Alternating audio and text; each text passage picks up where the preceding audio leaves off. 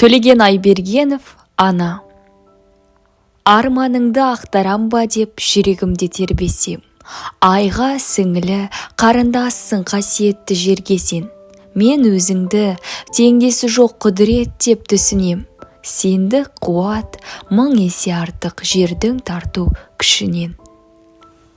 Сұлу әлем, әлем сұлу сен жаратқан адаммен, көк жолының қарсылығын қағып тастап барам мен. Сенді қуат болар, бәлкім басын иді көк маған, әр кез сенен туғанымды есіме алсам тоқтаман. Ал ұмытсам, ұмыт болып қаларымды білемін. Ұмыт қалмау үшін менің шар құрады жүрегім.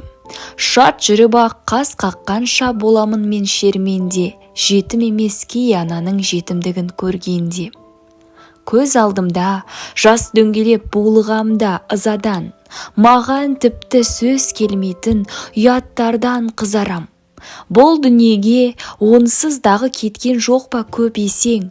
О, аналар, кей пасықты жаратасың неге сен? Тас бауырлар дүниеге келсін де, тез кетсін де, әлде өзгелер ондайлардан жиіркенсін дейсің бе? Қай кеудені жылытады лапылдаған отпенен, өз кеудесін жылытуға құдіреті жетпеген. Анаң саған керек болса, балаңа да сен керек. Кезекпенен ауысатын ғұмыр ғой бұл дөңгелек. Ана керек, о адамдар, ана керек адамға. Анасыздар аң сияқты күн кешіп жүр ғаламда. Пікірімді ұнатпаған, таптық та дер дананы, даналықтың қажеті жоқ сыйлау үшін ананы. Білмедім мен, сен әйтеуір ораласың көп тілге, киелі сүт құдіретімен әлде есейіп кеттім бе?